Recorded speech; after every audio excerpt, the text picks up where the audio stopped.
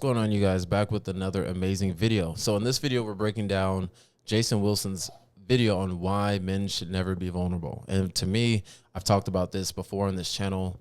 I'm not the most quote unquote vulnerable person and opening up on emotions and all that. I don't think that's how men should operate. Personally, there's a lot of other things that I'll get into once we watch this video. I have not seen it, so this is going to be a true reaction from the get-go. So I have my little co-host here, and she's ready. You ready? She said, yeah. All right, well, let's get into it. Let's have some fun, and make sure you guys like, subscribe, comment. Let me know your thoughts. Let's get into it.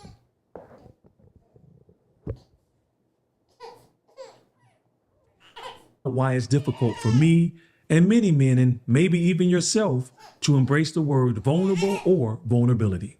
This isn't about machismo or emotional suppression. This is about truth, definition, discernment, and application. A man recently told me that his therapist encouraged him to be vulnerable, and this happens often. But this man became very angry and said, "Mr. Wilson," and I'm gonna keep it clean here, he says, "I ain't no B. I have a major issue with the word vulnerable. It conflicts with who I am as a man and my spirit." And I told him, brother, it should. Because a warrior spirit is not designed to seek vulnerability by the true essence of that word. No man should desire for himself or his family to be vulnerable or in a vulnerable position. See, the problem isn't the intention behind what his therapist said. The problem is the language. Most people today use vulnerability to mean emotional openness or transparency. But the actual definition of vulnerability means susceptible to danger, harm, or even death. Now think about that for a moment. Yah the Most High did not design man to desire to be susceptible to danger. He designed man to protect, to guard, to cover, to love, and to stand watch. In Genesis chapter 2, verse 15, it says, Adam was placed in the garden to work it and keep it. The Hebrew word shamar for keep means to guard or protect. In other words, Adam's dominion included responsibility and vigilance. His failure to address the serpent's deception wasn't a lack of authority, but a lapse in responsibility. And here's the deeper point. If the first man's assignment included guarding, then any command that invites a man to lower that guard must be weighed with great discernment and insight. The design must interpret the language, not the other way around. So how can man be both protector and seek to be susceptible to danger? He's already starting off hot. I completely agree. When Adam was in the garden, you're right. He was supposed to protect that ground, and he wasn't even given a helpmate until after God seen that it was fit that he needed one. But back to the point of vulnerability, when I have things and obstacles that happen in my life, my immediate response as a man that drops in my spirit is, hey, I need to fix it.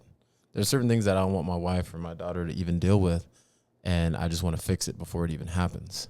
And there's times where other people are having all these different emotions and things and feeling all these things. But if you even look in psychology, when you waste that time and that energy psychologically worrying and feeling like it's not going to work out, you're feeling in despair, like all these things are just going to impede on your ability to make a sound decision. When you are in the right state of mind and you aren't in that warrior protector mode, I want to get up and I want to hunt in a way that's effective, in a way that's going to get the job done. And I can't do that if I'm wallowing in emotions every single time. But I do think that we should be receptive to I would say to the women in our life for sure, because they are different breeds. It's a completely different thing. But men just being vulnerable every single second, I think the worst thing that a man can be is a super emotional man. Those are the men that are constantly in trouble, that go to prison, that just respond because they feel it. And it's dangerous because men, we're stronger, we're fast, we can think, we can do a bunch of different things. And if we're just responding purely off of emotion, that can be dangerous and problematic. So let's see what else he says.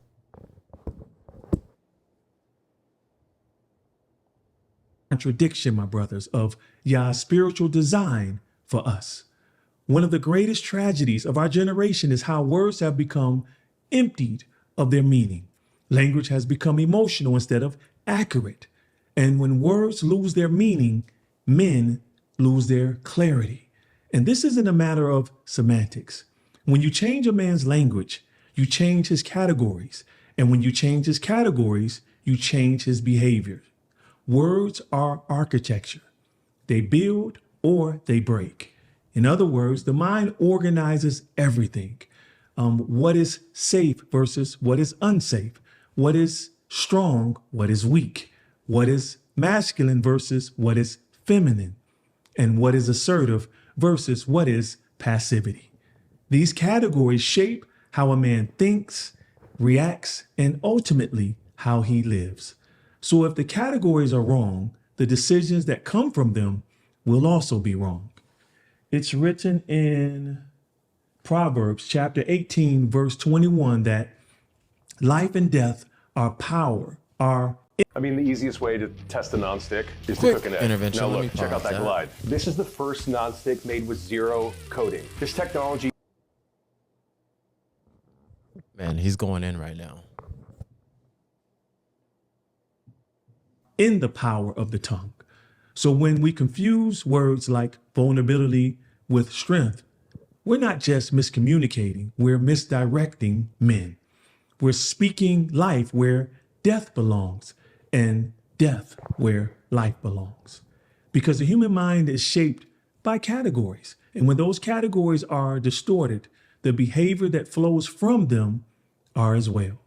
Again, let's take the idea that vulnerability equals strength. A man's psychological and biological design has, for thousands of years, associated vulnerability with threat, with exposure to danger. So when he's told that vulnerability is a virtue, yet his nervous system interprets it as risk, you create internal chaos, emotional conflict, rational instability, and confusion about the path Yah intended him to walk. When you call transparency vulnerability, you're not simply using the word wrong, you're distorting the very framework that guides a man's behavior, his identity, and his sense of purpose. And when the framework collapses, the person following it also collapses with it. So when men are told, be vulnerable, what they hear subconsciously is lower your defenses and become susceptible to harm. And the spirit of a protector will always resist that. Now, please don't swerve on what I'm saying. There is nothing wrong with being emotionally open. I've written 3 books about. Man, that was completely loaded. I completely agree with this point. But I think the thing that we all need to understand is the vast difference between being vulnerable, which everyone always says, hey, you need to be vulnerable, versus being emotionally transparent. There's times where you can communicate certain things and be transparent, yet not be vulnerable. And I've gotten into a lot of debates with other men about the same exact concept, because there's some times where maybe I might be waking up one morning and I might not be feeling my best internally, or something bad happened with a client and I'm stressing about something and I have all these different things building up in my life. If I was to talk to my wife and express something emotionally, like, hey, today has not been my day, I feel defeated, I'm just expressing, I can tell her and be transparent on how I'm feeling and where I'm at. But that doesn't mean that I'm just being vulnerable to the fact that I'm going to let these things take over, but I'm just letting her know how I'm feeling in that current moment, which I think is totally okay.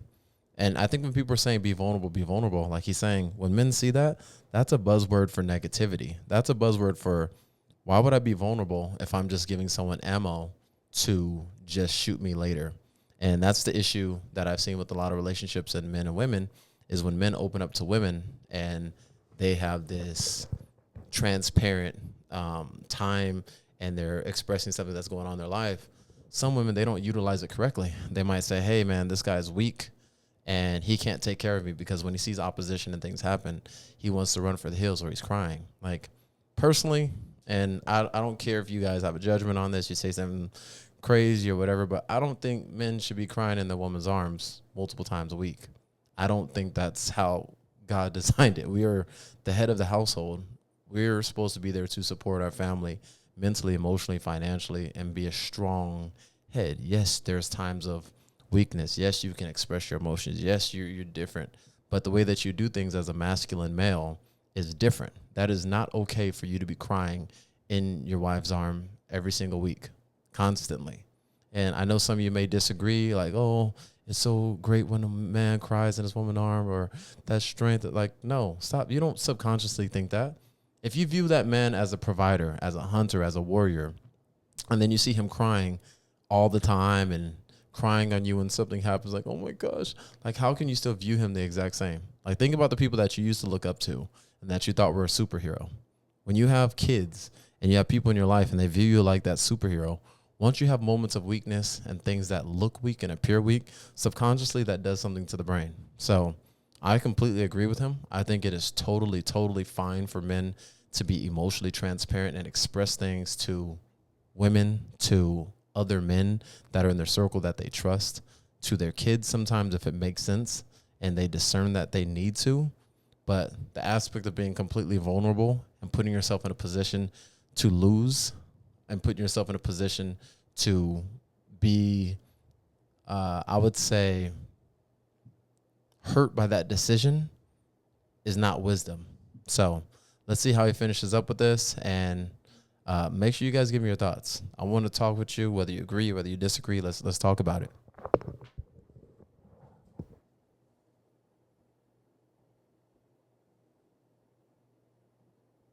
So far, there is nothing wrong with crying or confessing or expressing the pain you've carried for years.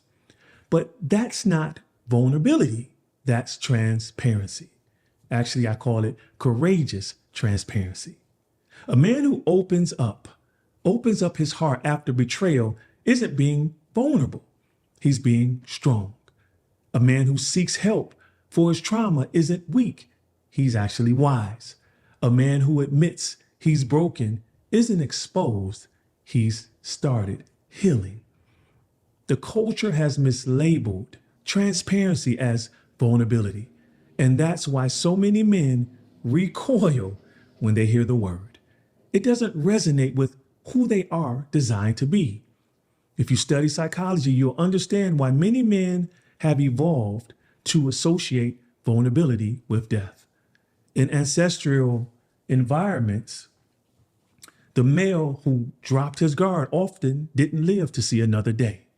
Vulnerability in the literal sense meant exposure to predators or enemies. And the nervous... I love what he's saying, and he phrased it a little differently than I just did, but it is okay to cry if there's something that you are deeply dealing with, that you have some traumatic distress about, that so maybe from your childhood. But in my point, I'm saying that you shouldn't be doing that every single week, all the time, over little things. There's a proper context of things. So I'm never black and white in my thinking. What he's expressing is completely true. It is okay for men to cry and to express things, and that aptitude of explaining that is not vulnerability. It is emotional transparency, which is good, but you also should discern at the times when you should do that and the times when you shouldn't. If you have a wife and she's dealing with a bunch of different things and problems and she's coming to you, you shouldn't be pretty much loading her up with your problems at the exact same moment.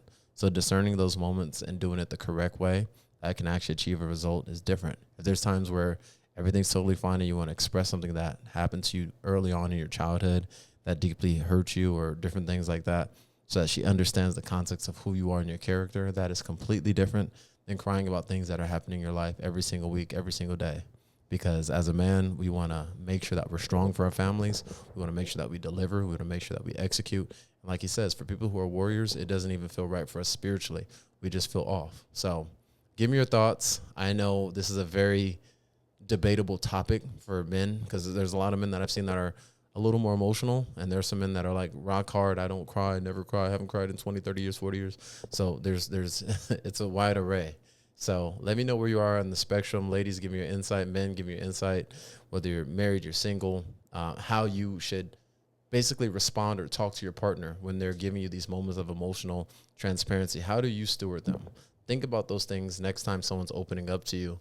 And yeah, let's discuss it. I'll see you on the next one. Talk to you soon.